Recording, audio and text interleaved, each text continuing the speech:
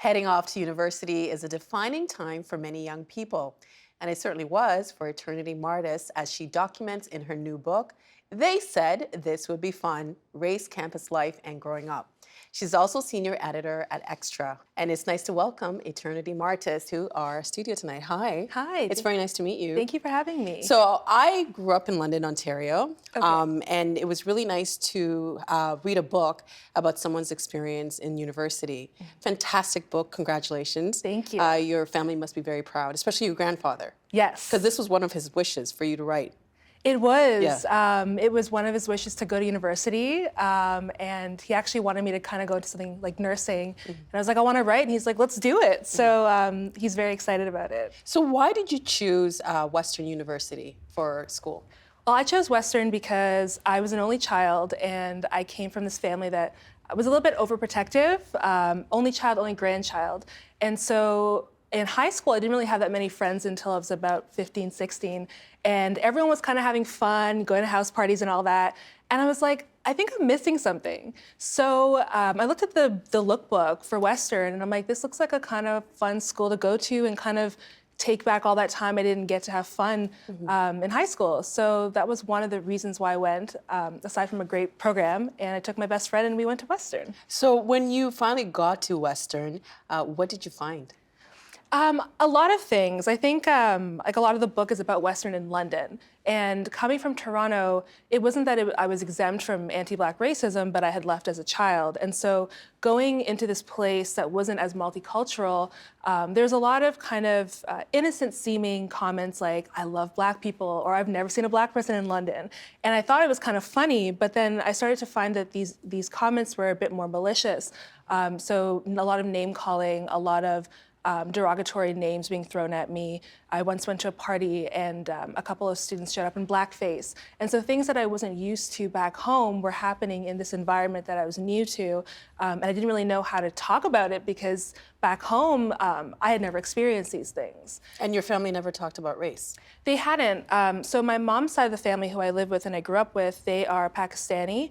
And they came from Karachi in the 1970s. And so they had experienced that when they had come to Toronto, but it seemed to be a different brand of racism for them. So I think for them, they thought that coming, bringing their family here, having children, having grandchildren, that racism would have been long gone. But here I was experiencing something that was quite different from the anti-brown racism they were experiencing. It was anti-Black, and as the only Black person in my family, it was really hard for them to kind of understand what that meant and what that looked like.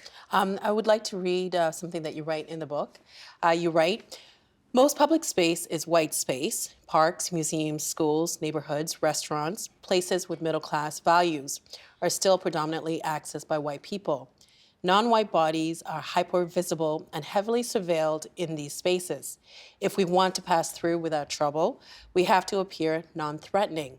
We have to dress, speak, and act in ways that are compatible with the other people in these spaces. How did you come to that realization? I think I came to that realization, I would say very close to the end of September of my first year. I rarely saw another Black person. It was very rare for me. And when I did, I would be like, oh, let's make eye contact, and nobody would. And all the other Black students would put their heads down. And I quickly realized that being seen together was almost a way to kind of put a target on your own back, because at one point you're hyper visible, but you're also invisible. But you would think that if you see someone you can identify with, it's like companionship, stronger in numbers. But that wasn't the case? Not at all.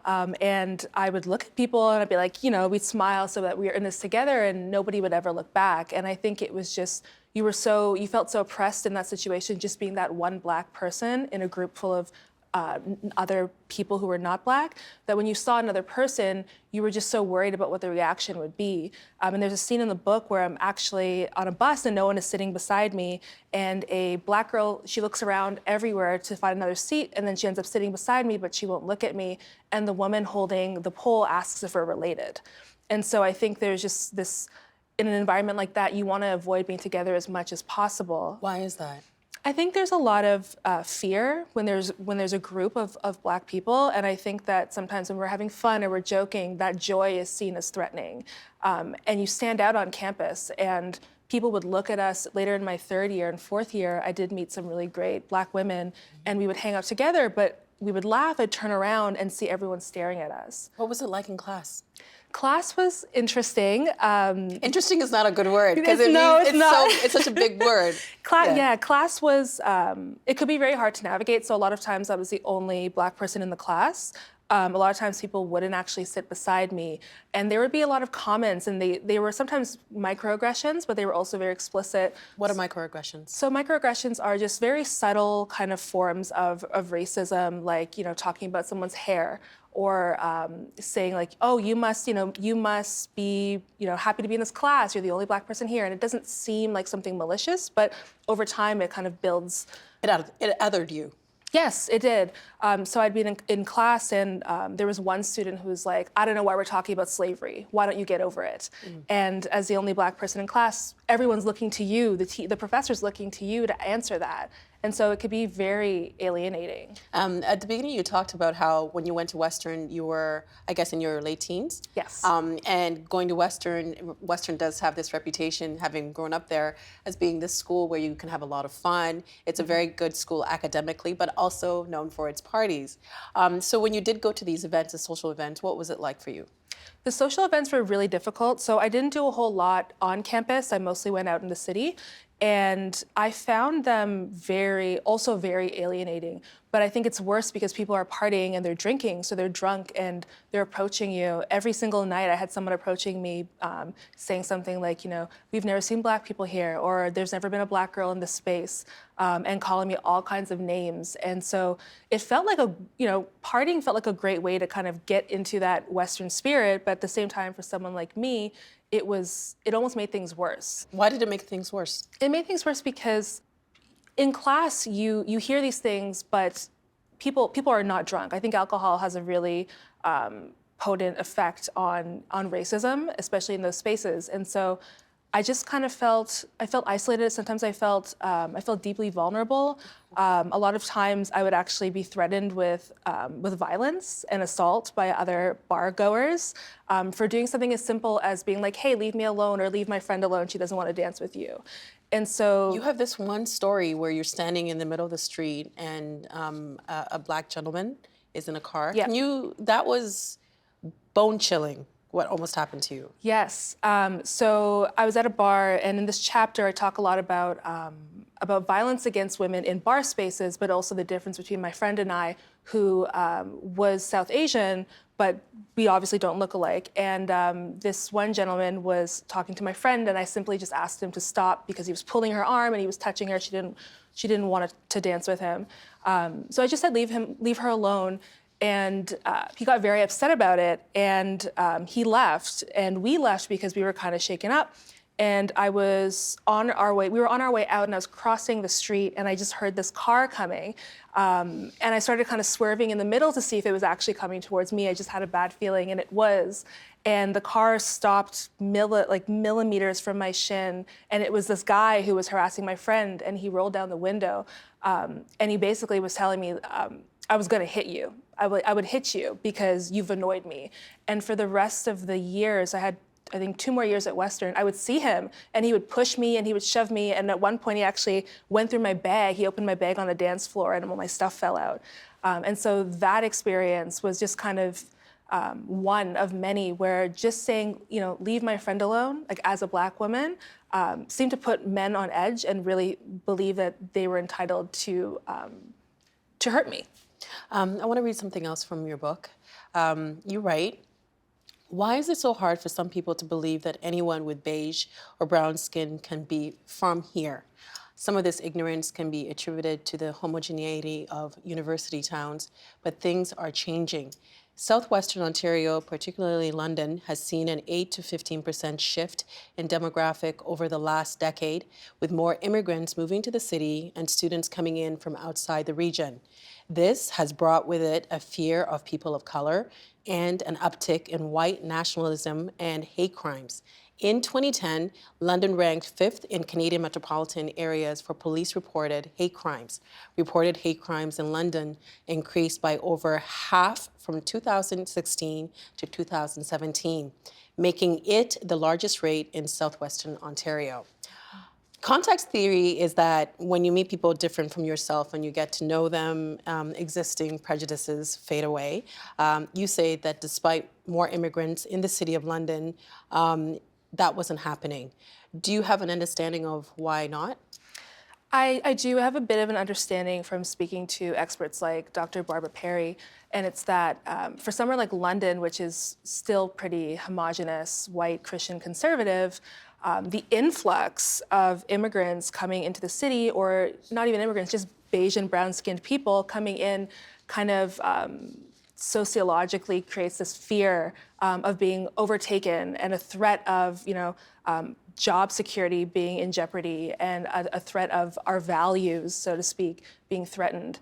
And so it almost seemed like at the time, even though there were a ton of us, we had a lot of international students from different parts of the country, especially the Caribbean, from around the world, sorry.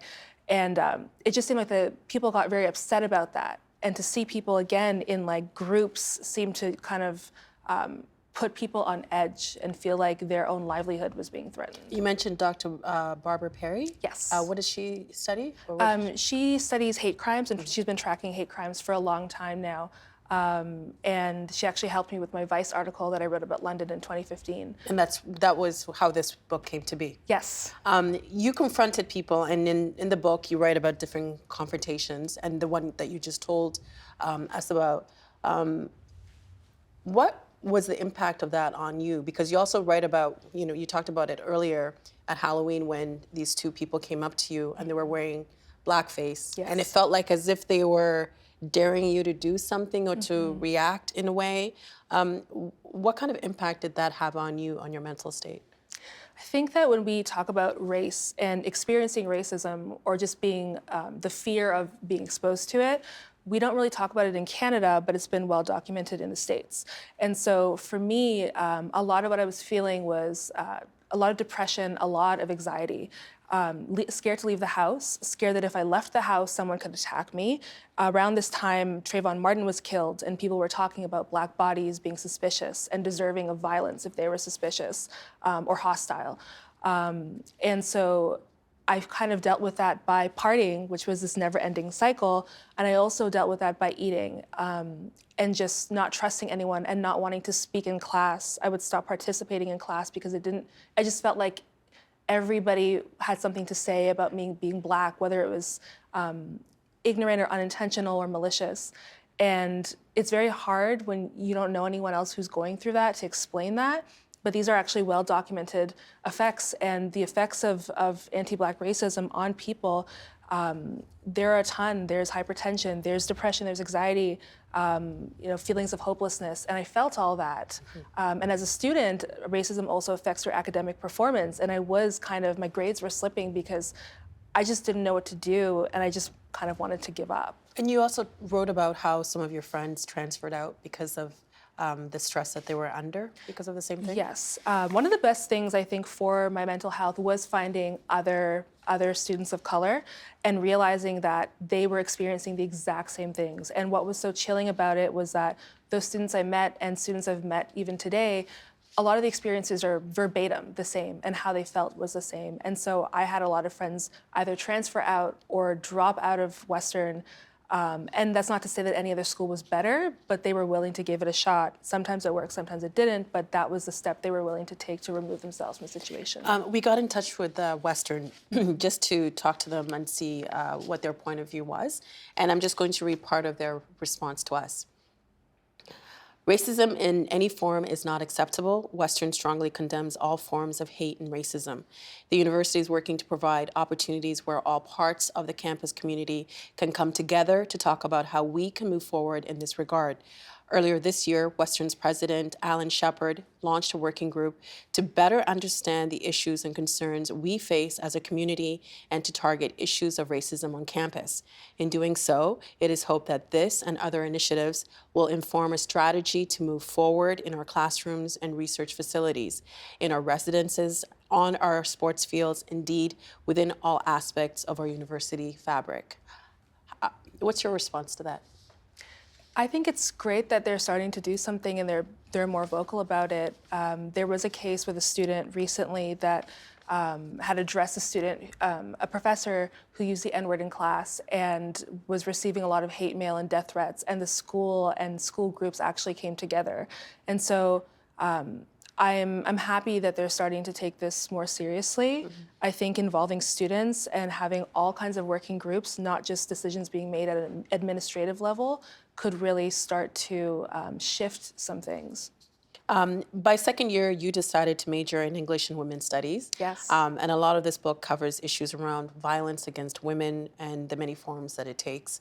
Mm-hmm. You wrote about rape culture on university campuses and the fact that sexual assault is the most reported crime on university campuses. What do you attribute that to? I think there's a lot of things, and in the book, one of the greatest issues when it comes to rape on campus are frats, like fraternities and sororities. If you are in a fraternity, there's been research that you are 3 times more likely to rape, and if you're a sorority, if you're in a sorority, you are more likely to be raped, and that the first 6 to 8 weeks of school, of Frosh Week, and all those parties are known as the red zone, when you're more likely to be raped if you're a woman. And so I think that there's several factors. I think it's the culture of university where it's this cushion before the real world, where you're allowed to make mistakes. And even if those mistakes are horrific or cost someone else their life or their health, there's this assumption, well, you can get past it. And I think that's especially true for young men. In the book, I talk a lot about the victim blaming around women and how we protect men at all costs. And I think for young men who are accused of rape, there's this fear that we're going to ruin their lives without worrying about what those women who have been raped and the survivors are facing. And so I think alcohol, yes, plays a role. I think there's just a culture around campus life that rape culture exists, and if you get caught in it, I'm sorry, and that's not the way it should be at all. I think one of the most important things about your book is that not only are you writing from a personal experience, you're also including statistics and data to back up some of the things that you experienced. When you were talking about intimate partner violence, you also shared something that was very personal to you. Yes. You don't have to talk about it if you don't feel comfortable, but what was that experience like, putting that personal, horrific thing that happened to you in the book? Yeah, I think when we talk about violence against women on campus, we always talk about sexual assault. And one thing that I was curious about, based on my own experience with interpartner violence, is what is happening to the young women on campus who are in abusive relationships, like I was. And I felt alone at the time because you could go around any campus, and I've spoken to professors about this, any campus you go to, there are campaigns against sexual assault, but where are those campaigns if you're in an abusive relationship and you don't know how to leave? And so it felt really important to me to put my own story of being in an abusive relationship in this book, because when I started kind of digging around, I found some research that young women who are about university age are at one of the highest risks of intimate partner violence and intimate partner homicide. Is there a reason for that? I couldn't find one, and so I had reached out to someone in the book named Gay Worth. She's a founder, one of the founders of Stepping Up. And it's almost like for dating violence, we target teenagers. And the term domestic violence seems to kind of cover, or there's this assumption that it covers older women, women who are married and in relationships. And so us who fall in the middle in our early 20s, there's no funding, there's no research. The other thing that can be attributed to IPV among young women is that we assume that they're having a time of their lives in university. And we don't really see that boyfriend-girlfriend relationship as something that is as deserving of attention as a husband or a wife. What about, I'm gonna sound like my age. I think because I think you kind of touched on it in the book with, the freedom to experiment, Yes. the freedom to do what you want. And maybe there's a gray area with doing that, like trying to find yourself or being free, that when this stuff happens, that maybe you don't feel as much permission to talk about it. Yeah, absolutely. I think for young women now, there are dating apps. We are dating, and casual dating is something that is no longer stigmatized. But it is stigmatized if you were to go to the police and report abuse or assault. It's much harder for a different generation of people, or even just the police force in general, to understand what that means. They may say things like, well, you're only casually dating. Does this qualify? And so we have all these different issues that young women are facing, even social media, where you're cyber stalked or cyber harassed by your partner, or blackmailed. And I don't know if police are ready to deal with that, because we haven't even addressed interpartner violence in this particular age group. In 2015, you wrote an essay for Vice that went viral. You mentioned it already, and you called it "London, Ontario was a racist a-hole to me." What was the reaction from that essay? It was overwhelmingly positive, and that actually surprised me. I was waiting for trolls to come after me, but I got a lot of people, different groups of people from London actually, who were either shocked this was happening, and were like, how can I do better? How can I be a better ally to my friends and other people in the city? I got responses from people who had left London, who were in their 60s and 70s, being like, nothing has changed. And I also got a lot of responses from people who live in London, who were like, I'm afraid for my life. I am in a interracial relationship. My kids are biracial, and I'm afraid for them. And so I got a lot of just stories, which was really nice to hear, because while writing the book, you don't know if anyone's going to relate. And then that article came out, and everyone was like, yeah, I have some sort of experience with this, whether as that person who has been harassed or a target of racism, or I've seen it and witnessed it. You say in this book that you still found people in London to be really friendly. In what ways? Yeah, I think one of the biggest misconceptions about the book is that I didn't like London and I didn't like Western. And I actually loved it. I thought it was a great experience for me. And people were there was a small town feel that I didn't get back in Toronto. So you would you'd walk across the street and someone would say good morning. But here, if you say that, people are afraid and they just kind of jump back. It's like, what do you want? Yeah, like, what are you gonna do? So down there, people were very nice. Everyone was talking, they chatted with you. If I was at the grocery store, you would strike up a conversation. It had that nice small town feel that I kind of needed to come out of my shell, that I was afraid to do back home. Is that what you mean when you said that it was a great experience for you? Yeah, I think for anyone who was like me, who didn't really have much of a social life, so to speak, when you're younger, London was a nice place to kind of learn how to become yourself and do things on your own, because it almost felt like that city is very supportive. Who's that? That's me. That is me and my degree. That's fantastic. Congratulations. Thank you. It's so funny that you said when you went to London, you went to find yourself in, like, you found yourself in London. Yeah. For me, growing up in London, I mean, I left as soon as I could, Yeah. 17, because Toronto for me was like, that's where I could find myself. Yes. Right? Yeah, it's interesting. Have things changed there since you were a student? Do you know? I don't know.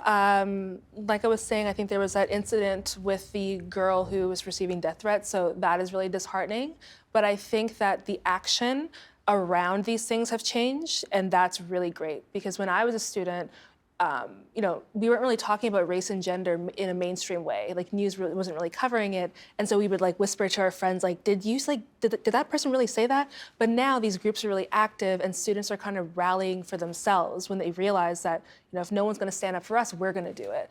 And I think that's the greatest thing that has come out of the last couple of years. And having written the book, I always read the acknowledgements, because you always find like a little bit of gold in there. Yeah. You had an apology to your grandfather, and you said something to the effect of, I'm sorry I couldn't keep it PG. Yeah. Having gone through the process from writing the essay to writing this book, and being so open with the challenges that you experienced, what have you learned about yourself? I've learned quite shockingly that that was a lot to deal with. And I didn't realize that until maybe a couple years later when it all started to come back to me and really hit me and affect me. And What ways did it affect you? I think I was really angry and I felt like I was always anxious. And those feelings of I felt like I was in constant survival mode and I was angry at everyone because, why was this happening? And I hadn't processed that. And I think, writing the book has been really therapeutic. And I've learned that I'm a whole lot stronger than I thought I was, but also that this experience and me writing about it could actually help other people who didn't have a book like this when they were, at school and needing it. And what was your mom's response, your family's response to the book? Well, The good, the bad, the ugly? It was all good for the most part. Yeah. My mom was really excited, and she said it was very brave. And I think there were a lot of things in the book that, as a woman, she could identify with. And I think, like for any mother, you don't want to hear that happening to your child, especially your only child. But what about talking about race? Because I'm sure there are people. It seems to be something that still makes people very uncomfortable. And having grown up in your own family, within your family, not wanting to talk about it, what do you think that they've learned from this? I think that they've learned that no matter how they see me, that is not how I see me and how the world sees me. And I think that they've become like my greatest allies in this. And they're so open to me coming home now and being like, this thing happened to me and being on my side. Whereas before it was like, oh, like, are you sure? Like, they're just staunch allies and advocates for me. And I think for my grandfather, especially as the only grandchild, he was like, I didn't know these things and I didn't know we didn't know how to help you. But I don't think that there was anything to help. I think that a lot of the book is about just growing up, and a lot of things that happen to young people, unfortunately, can happen, in a university space. And no one ever knows what their children are doing. And I think like you can assume so, but there's a lot of things we don't tell you as children as well. For this reason, right? We don't want to hurt our parents, but I felt like now is the time to kind of get it out and talk about it. Well, congratulations. It's a fantastic book. Thank I you. think you've been able to talk about experiences that so many people can relate to and now have a voice to express. Thank you. Thank you. Thanks, Eternity. We recorded that conversation before the Black Lives Matter movement went global and protests to confront anti-Black racism took off. And so we wanted to check in. Hi, Eternity. Nice to see you again. A lot has changed since we last spoke, not only with the COVID pandemic, but the global Black Lives Matter protests. Do you think this time will bring any meaningful change? Yeah, hi Nam. I'm hoping it does. I think that, when I wrote my book, they said this would be fun. The first time around, I was talking about the massive global protests following the death of Mike Brown, and that was in 2014. And a lot has happened since then. We've had more protests, but now to see this happen again, something feels a little different this time. And I think it has to do with almost a boiling over of tensions, not just in terms of racial injustice and things we've already been saying about police brutality, but now with the death rates of COVID in the US, and even here that we don't have the data, but Black Americans are 3 times more likely to die of COVID in the US. So I think we've just entered a very different period in time where we're not just fighting against police brutality, but injustice throughout the world. Do you think it's different in part because of the pandemic? I think so. And I know the New York Times had done like an opinion poll, and the opinion on Black Lives Matter and racial injustice movements have shifted more in the weeks of protest than in the last 2 years. So I think that this pandemic has kind of shone a light on the gaps and where we are discriminated against and how we suffer, and we're seeing that now in health, right, with COVID. But it's also now we're seeing it in a pandemic.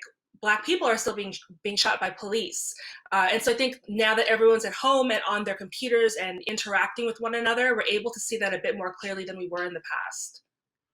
Eternity, thank you so much for this. Of course, thanks, Nam. The Agenda in the Summer with Nam Kiwanuka is brought to you by the Chartered Professional Accountants of Ontario. CPA Ontario is a regulator, an educator, a thought leader, and an advocate. We protect the public. We advance our profession. We guide our CPAs. We are CPA Ontario, and by viewers like you. Thank you.